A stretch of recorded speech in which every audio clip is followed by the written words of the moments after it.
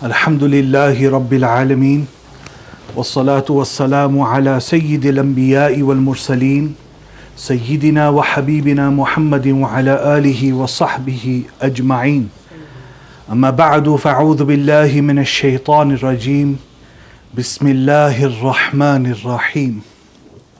All praises are for Almighty Allah, the one who has bestowed so many favors and bounties upon each and every one of us. From amongst His favors and bounties is sustenance, provision that He has bestowed upon us. The wealth that Almighty Allah has given each person, whether it be a small amount, whether it be in abundance. If Almighty Allah had not decreed for it to come to you, it would have never come to you. Whatever has been decreed for you will come to you. Whatever is not decreed to you, nobody can give to you. This is how it works. This is how the rizq, the sustenance, the provision that Allah has allocated for each person, this is the rule that Almighty Allah has set within this dunya.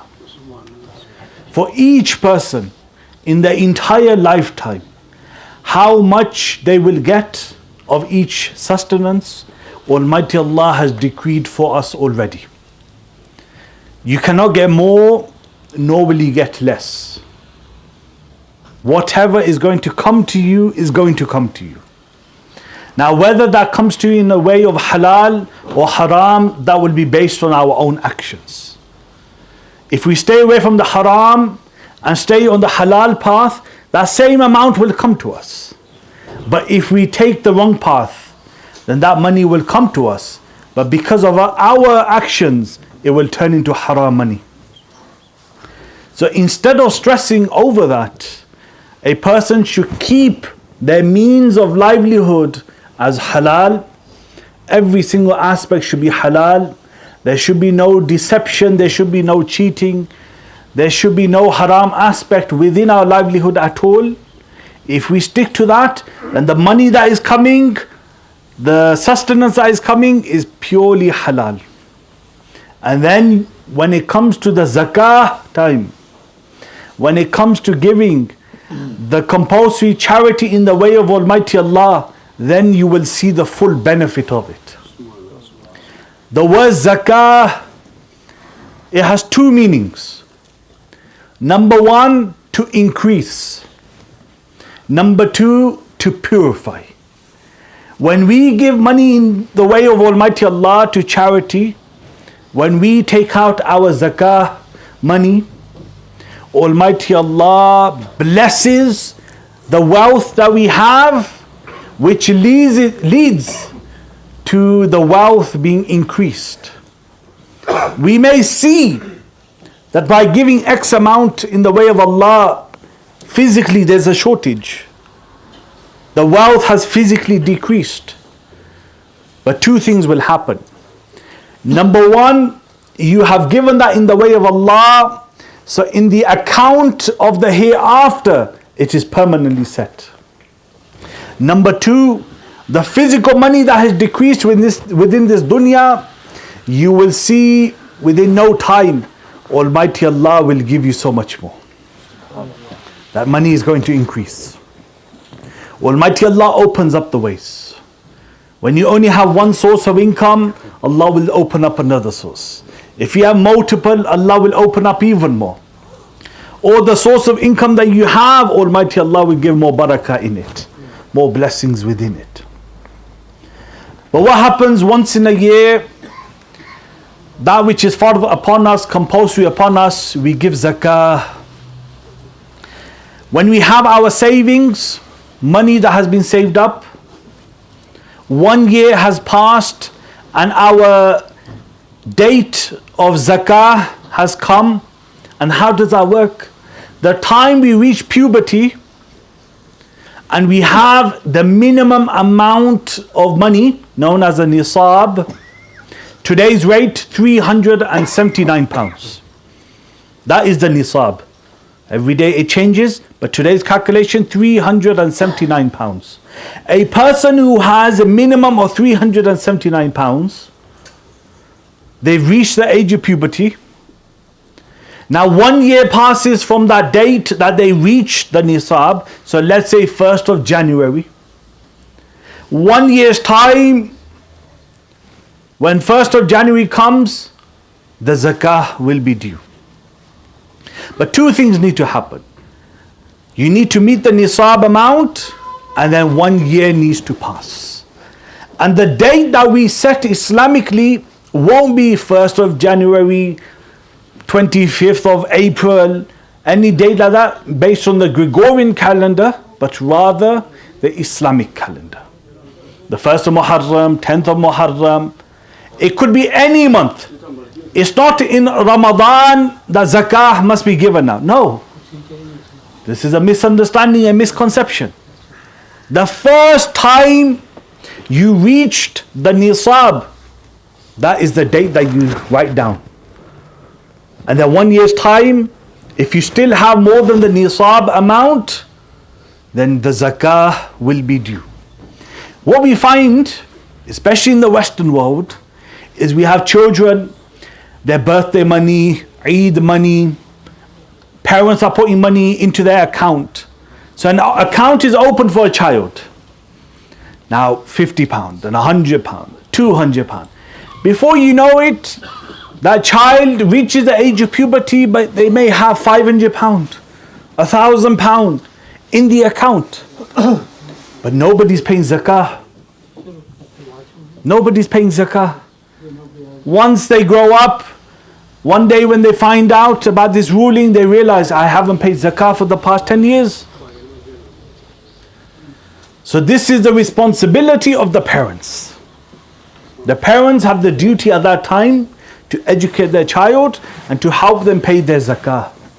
Even though that child is not working, not earning anything, but that saving, because it is more than the nisab amount, that minimum threshold, and they reach the age of puberty, and 1 year has passed and that money is still there, then you will need to take out 2.5% and give it to the poor. The condition is that 1 year needs to pass. Like mentioned in hadith of Jami' al-Tirmidhi, حَتَّى يَحُولَ عَلَيْهِ الْحَوْلِ. 1 year needs to pass. But within that 1 year, you're going to see the money go up or down. Let's say somebody has £1,000. Next year, the first time they meet the nisab amount, and now next year, throughout the months, there are 10,000 come, 5,000 come, 20,000 come, 10,000 go, 5,000 go. The money's been up and down throughout the year. But when it comes to the end, when 1 year passes, as long as they did not go to zero, but it was above zero, that final amount, 1 year's time, that is what you check. 1 year's time, you see, okay, £500 is my total savings, you pay zakah on £500. It's not that £1,000 has come, okay, now 1 year for this 1,000. 10,000 has come, 1 year needs to, no. It's too complex. That's not the Islamic way. The Islamic way is the money will be up and down throughout the year. You got expenses, you got bills to pay, money is coming, money is going. When the year comes, that date anniversary of the zakah, when that year comes, 1 year has passed, you will see how much do I have, how much stocks do I have, how many items have I purchased to sell for business, how much cash do I have, gold and silver do I have. Put everything together. If it's more than the nisab amount, you will pay 2.5% of that.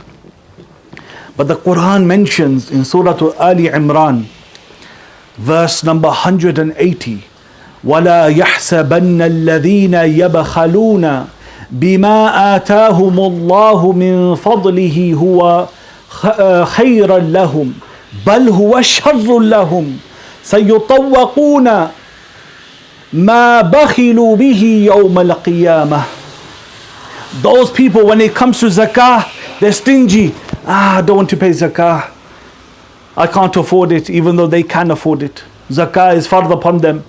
They're being stingy to give it. in the way of Almighty Allah to the poor, they think by keeping that money, huwa khayran lahum, it is good for them. Almighty Allah states, bal huwa sharrun lahum, rather it is bad for them. It is bad for them. Why? Oh Allah, sayutawwaquna ma bakhilu bihi yawm al-qiyamah. Because that money that the person abstained from giving zakah upon, Almighty Allah on the day of judgment will turn it into a snake. A snake. And that snake will go around the neck of that individual. And it will continue to punish that individual. And it will keep saying, Ana maluk, Ana kanzuk. I am your wealth. I am your treasure. That money that you didn't want to give to the poor, that wealth that you were holding on to, I am that wealth now. And that snake will keep punishing that individual who abstains from giving the zakah to the poor. Because it is fard upon us. At the time of Sayyidina Abu Bakr radiallahu ta'ala anhu, when he became the Khalifa, two big fitnas took place when he became the Caliph. Immediately, that had taken place. So upon becoming the Caliph, he saw two issues are taking place, major issues. Number one, there are those that are falsely claiming to be prophets, such as Musaylamatul Kadhab, who claim to be a prophet after Prophet Muhammad sallallahu alaihi wasallam. Number two, a group of people are rejecting the zakah and saying it is not fard, we are not going to give zakah at all.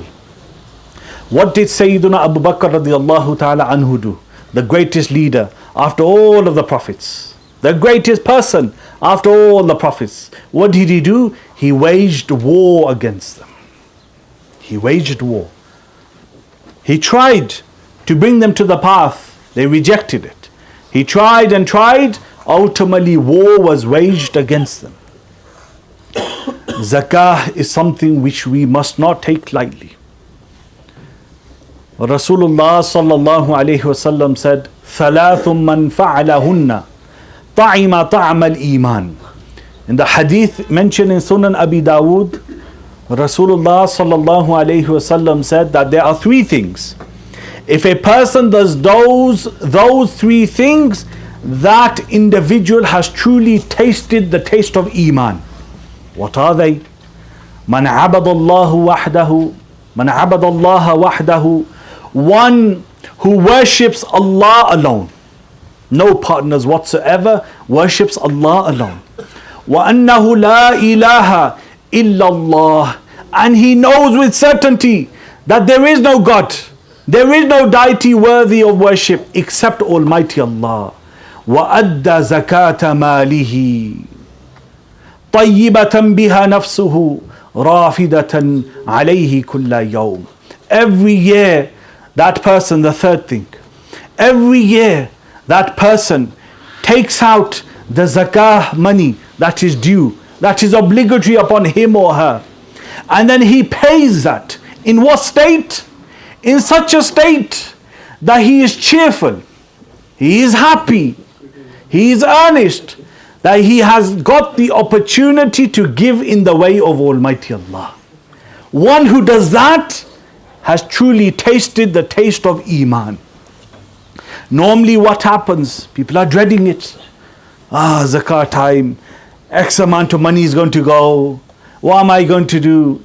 Instead of being happy and joyful that the opportunity has come for me to act upon a fard, that thing Almighty Allah has made fard upon me. This is why we must not take zakah lightly. If somebody has debt, they will minus the debt from their bill, the zakah bill. So the full amount that you have, let's say you have £10,000 savings, but you have £9,000 as debt. You minus the debt. Now zakah is only due upon the 1,000. If you have items that you've purchased to sell, such as imagine somebody purchases 10 cars in order to sell them, or buys 5 phones in order to sell them, buys properties purely with the intention to sell them. When the zakah time comes, you will include them into your zakah, the amount. But if the intention was not that, you purchased 10 properties but were not with not the intention of selling them to make a profit, but rather to rent them out, then zakah will not be due on the amount of the actual properties, but rather the zakah will be due on the amount, the rent that is coming through, if you have that rent at that time. Likewise, when it comes to zakah, every single thing that you have, whether it be shares in a company, whether it be investments, whatever stocks you have, you must include everything into the calculation. Everything which is there as an investment, you include into the calculation. But the things that are there for your personal belongings, houses, cars, clothes, because you have the intention, these are my personal stuff, no zakah is due. But if you purchased it with the intention to sell, then zakah will be due. وَمَا عَلَيْنَا إِلَّا الْبَلَاغُ الْمُبِينَ.